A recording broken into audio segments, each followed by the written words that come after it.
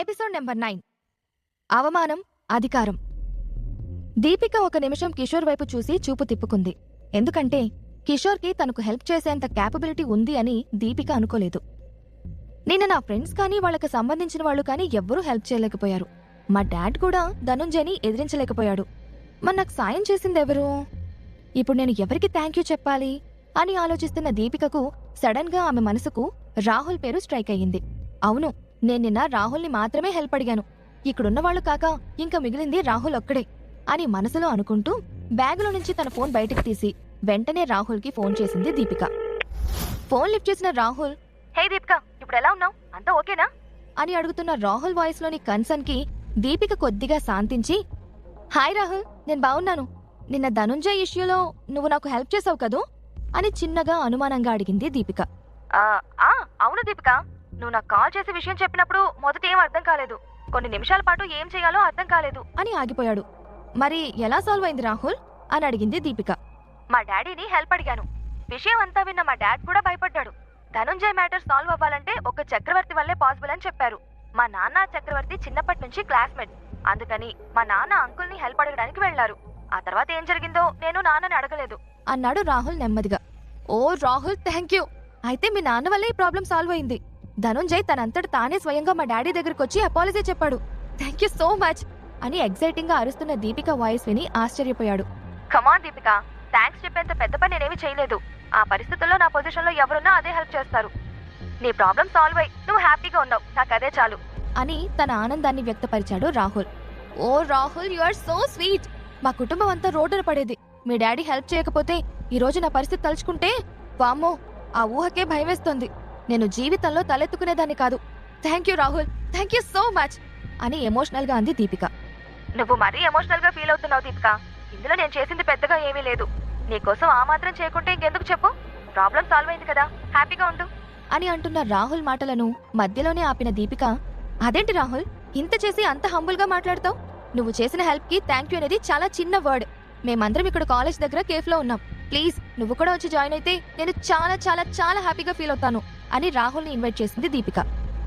దీపిక, కొంత work pending లో పడింది. ఇంకో రోజు ఇద్దరం కలిసి వెళ్దాంలే అని ఆమె ఇన్విటేషన్ ని సింపుల్ గా తిరస్కరించాడు. ప్లీజ్ రాహుల్, ఇంత ఆనందానికి కారణం నువ్వు లేకుండా ఈ పార్టీ ఎందుకు చెప్పు? రావచ్చుగా రాహుల్ అని గోముగా అడిగింది Deepika. Oh it's okay Deepika, నీకోసం వస్తున్నా, కాసేపట్లో వచ్చి జాయిన్ అవుతాను అని హ్యాపీగా ఫోన్ పెట్టేసిన రాహుల్ గర్వంగా నవ్వి దీపిక పిలిచిన కేఫ్ కి బయలుదేరాడు. రాహుల్ క్యాంపస్ కి దగ్గరలోనే ఉండడంతో చాలా ఫాస్ట్ గా దీపిక దగ్గరికి చేరుకున్నాడు. బ్లూ జీన్స్, వైట్ షర్ట్ వేసుకున్న రాహుల్ కేఫ్ లోకి ఎంటర్ అయిన వెంటనే అందరితో కలిసి కూర్చున్న దీపిక ఉత్సాహంగా రాహుల్ వైపు చెయ్యి ఊపి, హే రాహుల్ అని పిలుస్తూ వెళ్ళింది. Can I hug you please, కాదనుకు అని రాహుల్ ని అమాంతంగా అల్లేసుకుంది. రాహుల్ సిగ్గుపడుతూ చేతులు చాచాడు. ఒక్క నిమిషం అతన్ని హగ్ చేసుకుని నడిపించుకుని తీసుకొచ్చింది. ఫ్రెండ్స్ కి రాహుల్ ని పరిచయం చేసిన దీపిక రాహుల్ చేతిని గట్టిగా పట్టుకుని, రాహుల్, నీకు ఎన్నిసార్లు థ్యాంక్స్ చెప్పినా సరిపోదు. సీరియస్ గా నేను చాలా కష్టమైన పరిస్థితుల్లో ఉన్నప్పుడు నువ్వు నా పక్కనే నిలబడ్డం కాకుండా నా కోసం ఎంతో చేశావు. ఈ మేల్ నేను, నా ఫ్యామిలీ, మా లైఫ్ లో మర్చిపోలేం. నాకింత చేసిన నీకోసం లైఫ్ లో ఎప్పుడు ఎలాంటి పరిస్థితుల్లో అయినా నేను హెల్ప్ చేయగలిగితే అంతకంటే నాకు అదృష్టం లేదు అని చిన్న పిల్లలా అతని కళ్లలోకి చూస్తూ గట్టిగా హగ్ చేసుకుంది. ఓ దీపిక, నాతో అంత ఫార్మల్ గా ఉండాల్సిన అవసరం లేదు. అయినా నేను చేసింది చాలా చిన్న హెల్ప్. నీకోసం ఆ మాత్రం చేయకపోతే ఎలా? నువ్వు అడిగితే నేను నా ప్రాణాలైనా నవ్వుతూ ఇచ్చేస్తాను అని రాహుల్ తన కళ్లలోకి చూస్తూ అనడంతో దీపిక బుగ్గలు సిగ్గుతో ఎర్రబడ్డాయి. అతని చేతిలో అందంగా ఇమిడి ఉన్న తన చేతివైపు చూస్తూ, అయ్యో అంత మాట అనుకు అని చెబుతూ అతన్ని నెమ్మదిగా అందరూ కూర్చున్న టేబుల్ దగ్గరకు తీసుకొచ్చింది దీపిక. రే రవి, ఏంట్రా మాకీ కర్మ? ఇది రెస్టారెంట్ రా, ఇక్కడికి తినడానికి రావాలి కానీ రొమాన్స్ చేసుకోవడానికి కాదు అని వాళ్ళిద్దరూ హగ్ చేసుకోవడం చూడలేక అన్నాడు విక్కీ. రే ఆగరా నువ్వు అని విసుకుని వాళ్ళిద్దరి వైపే చూస్తూ ఉండిపోయాడు. రే చూడండ్రా, చేసిందంతా వాళ్ళ డాడీ, క్రెడిట్ ఏమో వీడు దొబ్బేస్తున్నాడు. వాడి కళ్ళు చూడు ఎలా ఉన్నాయో, కరువు పట్టిన వాళ్లాగా ఎలా చూస్తూ ఉన్నాడో.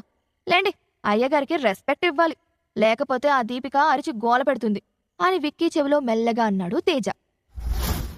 రాహుల్ దగ్గరకు రాగానే ఇష్టం లేకపోయినా సరే అందరూ అతనికి మర్యాద చూపించడం కోసం లేచి నిలబడ్డారు. కిషోర్ మాత్రం తన కూర్చున్న దగ్గర్నుంచి కొద్దిగా కూడా కదలకుండా ఒకసారి రాహుల్ వైపు నవ్వుతూ చూసి కామ్గా కూర్చునున్నాడు. రవి విక్కీలు అతన్ని లేవమని ఎంత సైగ చేసినా పట్టించుకోలేదు. కిషోర్ ప్రవర్తన చూసి కోపం వచ్చి అతన్ని తిట్టబోయిన దీపిక తన పక్కన రాహుల్ ఉండడంతో ఒక లాంగ్ బ్రీత్ తీసుకుని తన ఎమోషన్స్ ని కంట్రోల్లోకి తెచ్చుకుంది. రాహుల్ ముందు అనవసరంగా సీన్ క్రియేట్ చేసి తన ఇంప్రెషన్ స్పాయిల్ చేసుకోకూడదు అని కిషోర్ ను ఇగ్నోర్ చేసింది దీపిక.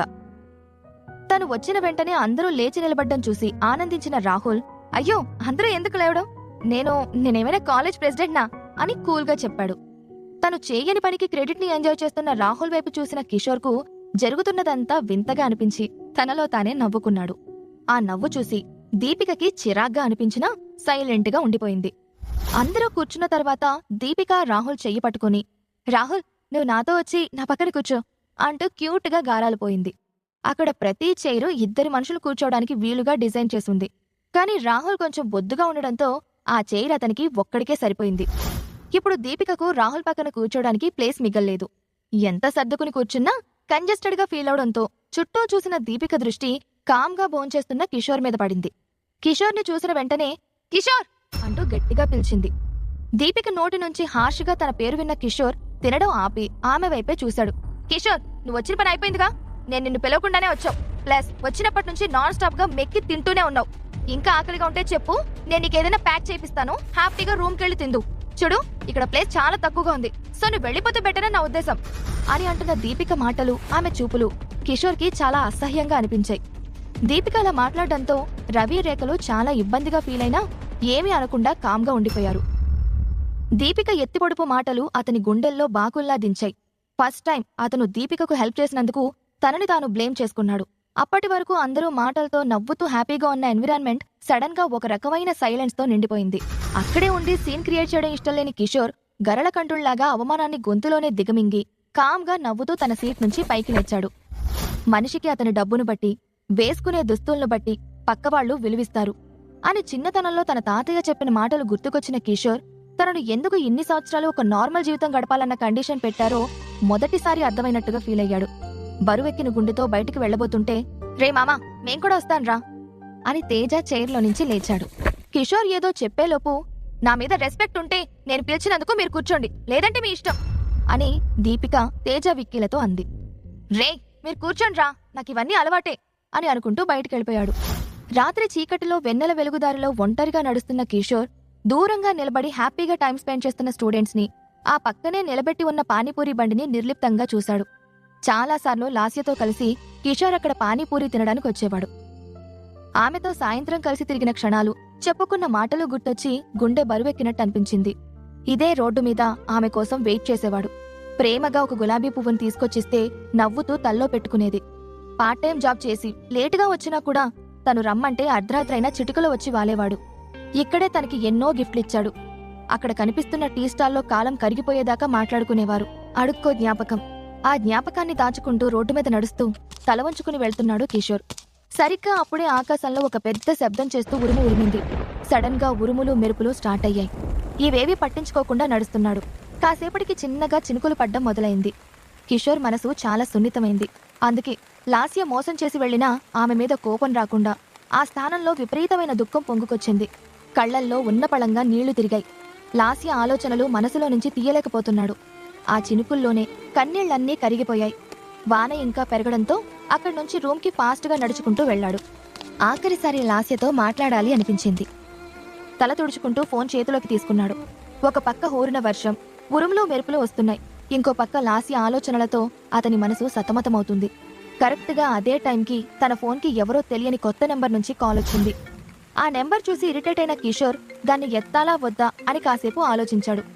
ఎంతసేపటికి నాన్ స్టాప్ గా ఫోన్ మోగుతూనే ఉండడంతో చిరాగ్గా ఫోన్ లిఫ్ట్ చేశాడు. అటుపక్క నుంచి, బాబు డిస్టర్బ్ చేశానా ఈ టైంలో కాల్ చేసి అన్న కుమార్ గొంతు విని అలర్ట్ అయిన కిషోర్, లేదంకుల్, జస్ట్ రూమ్కొచ్చాను, చెప్పండి, ఏదైనా అర్జెంట్ మ్యాటరా అంటూ ఎవరూ తమ కాన్వర్సేషన్ వినకూడదు అని తలుపులు కిటికీలు అన్నీ జాగ్రత్తగా క్లోజ్ చేశాడు. అబ్బే లేదు బాబు, మొన్న ఒక అమ్మాయి ఇష్యూలో మనకు హెల్ప్ చేసిన చక్రవర్తి అని ఉన్నాడు చూడు, అతను అంటున్న కుమార్ మాటలు వింటున్న వెంటనే కిషోర్కు ఈరోజు సాయంత్రం దీపిక చేసిన అవమానం తిరిగి గుర్తొచ్చి కోపంతో ముఖం ఎర్రబడింది. అసలు పొగరుబొత్తు పిల్లకు హెల్ప్ చేయకుండా ఉండాల్సింది, పోనీలే పాపం ఆడపిల్ల అని హెల్ప్ చేస్తే అని పరధ్యానంగా ఆలోచిస్తున్న కిషోర్ కుమార్ పిలుపుతో ఈ లోకంలోకొచ్చాడు. హలో హలో కిషోర్, హలో అంటూ కంగారు పడుతున్న కుమార్ గొంతు విని, హా అంకుల్ చెప్పండి, ఏదో చెప్తూ ఉన్నారు ఇక్కడ వాన పడుతుంది, సో కొద్దిగా సిగ్నల్ ప్రాబ్లం అనుకుంటా అని కవర్ చేసుకున్నాడు. అదే బాబు, ఆ చక్రవర్తి గురించి ఈ పాటికి మీకు తెలుసుంటుంది కదా అన్నాడు నిదానంగా. విన్నాను, అతని గురించి చాలానే విన్నాను. అయితే అని పరధ్యానంగా అడిగాడు కిషోర్. అతను హైదరాబాదే కాకుండా స్టేట్ లో ఇంకా చాలా సిటీస్ లో మన డీలింగ్స్ చూస్తూ ఉంటాడు. మొన్న ఫోన్ కాల్ తర్వాతనే అతనికి మీ పరీక్ష గడువు పూర్తి చేయడానికి హైదరాబాద్ లోనే ఉంటున్నారని తెలిసింది. పైగా ఇప్పుడు మీ పరీక్షా కాలం పూర్తయింది కాబట్టి మీరు మన బిజినెస్ కి సంబంధించి ఎవరినైనా కలవచ్చు.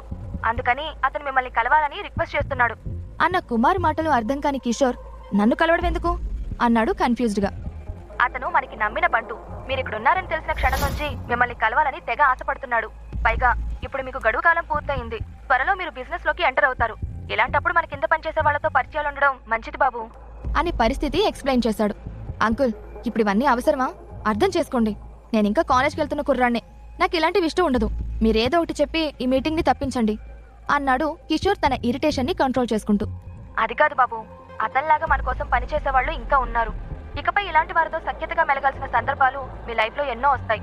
ఇలాంటి వాటికి మీరు ఇప్పటి నుంచి అలవాటు పడాలి అని కుమార్ బ్రతిమలాడడంతో కిషోర్ సరే మళ్ళీ ఫోన్ చేస్తాను అని కాల్ కట్ చేసి ఆలోచనలో పడ్డాడు.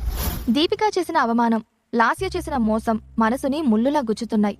ఆ ఆలోచనలతో సతమతమవుతుంటే ఈ కాల్ వచ్చింది. అందుకే పెద్దగా ఆసక్తి చూపట్లేదు కిషోర్. అలా చూస్తూ ఏం చెయ్యాలా అనే ఆలోచనలో ఉండగానే తన రూమ్ కిటికీ తలుపుకి ఒక పెద్ద రాయి విసురుగా వచ్చి తగిలింది. ఆ దెబ్బకి కిషోర్ షాక్ అయిపోతూ కిటికీ వంక చూస్తూ ఉండిపోయాడు. మరో 10 రాళ్లు వరుసగా వచ్చి తాకాయి. వడివడిగా వెళ్లి కోపంగా కిటికీలోంచి బయటికి చూసి షాక్ అయ్యాడు కిషోర్.